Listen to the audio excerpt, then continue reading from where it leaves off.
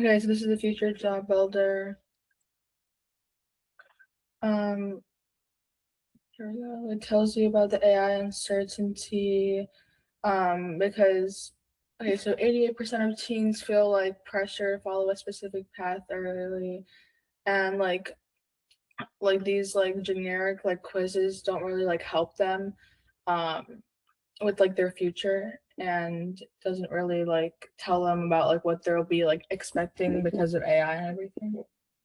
So this quiz Interesting. does. Um, Okay. the next slide. Here we go. Okay, so the AI powered solution, it gives you like live insights about about like what job is the best for you, and it gives you three specific jobs that would best fit you, and it gives you like phase one, two, and three about how to like get started about that job if you don't know like how to start and everything. So it tells you like how to like each like steps on how to get started. Okay. And then these are like what we use. We use like Flask, Unicorn, um, and these are just kind of the stuff that we All use. right. Can you tell me about Adzuna API? Um, well, it just really like helps you. It tells you like real time job openings and demand trends. So basically, like it helps you find out like what jobs are available in real times and how like the trends are over like a 6 month time period. So when we go to like this survey, I can point that out to you Cool. when it Okay. shows that. All right. What is by the it says class slash G unicorn, right? What does that mean? It says backend engine, but like how like, what does that mean exactly? That was just kind of like the engine that we like put into our code. So it was like Gunnercore and Flask. That's all I remember. Yeah. Okay. But what does that do exactly? Like, what does it mean to be an engine for a software? Um,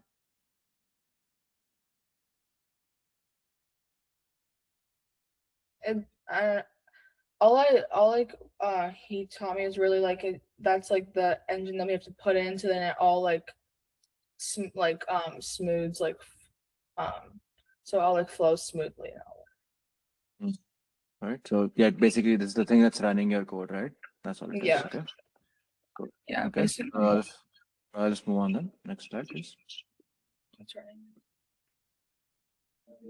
Okay, so this kind of like tells you from like the like journey of like whoever's like taking the quiz. So it's your assessment. It takes a couple steps, and then it gives you your analysis. Basically like what job is best fit you, and it gives you like the live job data. So it tells you like all the like your expected salary and like the trends over 6 months, and then yeah, it gives you your dashboard and then. Okay. Cool.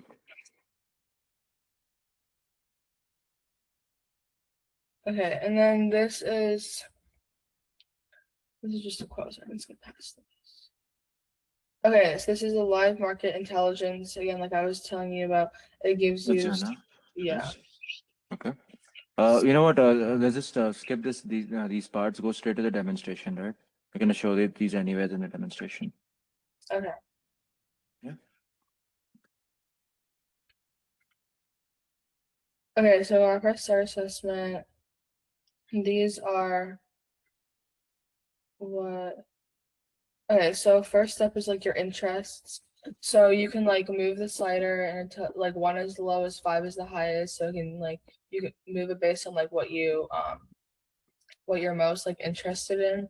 So I kind of just like moved it wherever science and healthcare. So it gives you like a bunch of different options. Move to the next step. These are your personal strengths. So one is the weakest, five is the strongest again. So you move it based on like your strengths and weaknesses, like on a scale from one to five again. So I'll just move it around a bit. Oh, and you can also like, go back if you need to. Okay, preferences and priorities, collaboration style versus team based. So you move it towards the um like word that you most like identify with. So you prefer to work team based instead of independent. Okay. Work strategy, hands on versus strategic planning, all that. So I'm just moving towards here.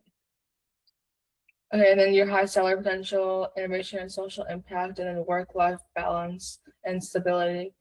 You can move it again based on like 1 to 5. So I'll just move this around. And then at the end, there are two open ended questions. Um, First one is what subjects or activities you most enjoy, and then what do you dislike or want to avoid. So I'll put it like one of the examples. Interesting. Pause 1 second. I had a question for you. Like, why did you choose these two questions instead of like any other questions?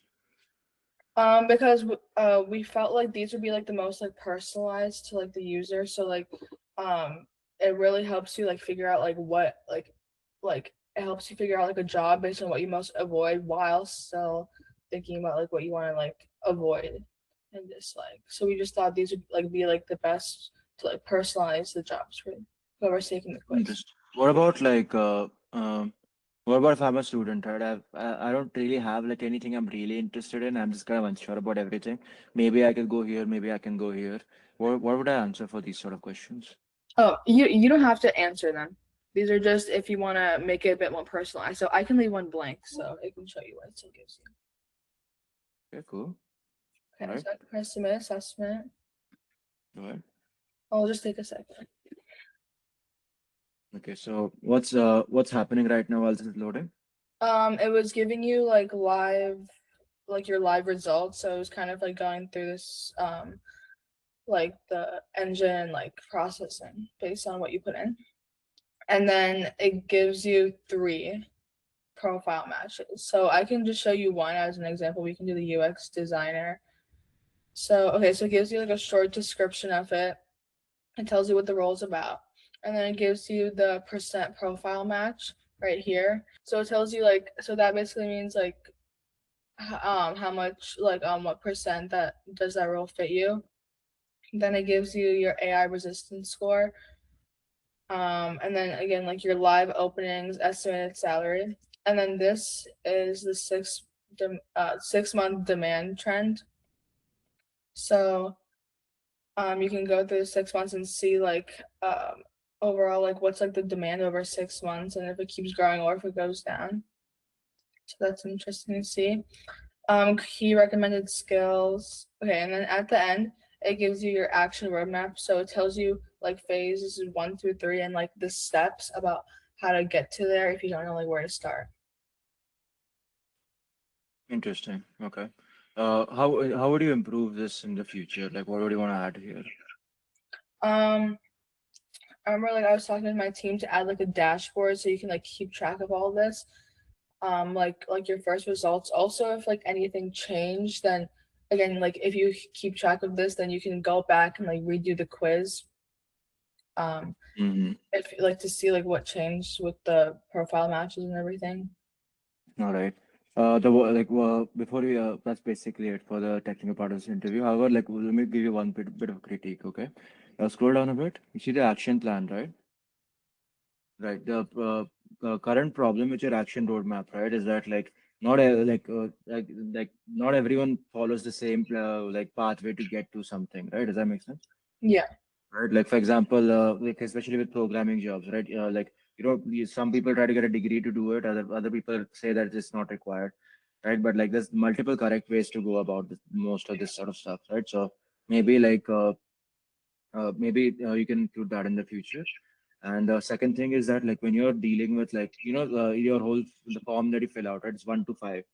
Sometimes it's best to like at least put like an example of something like what does it mean to be a 1, what does it mean to be a 5, right? Because like what someone will define as a 1 might be some might be like 2 for someone else, right? And Okay. that sort of ambiguity can like skew your results.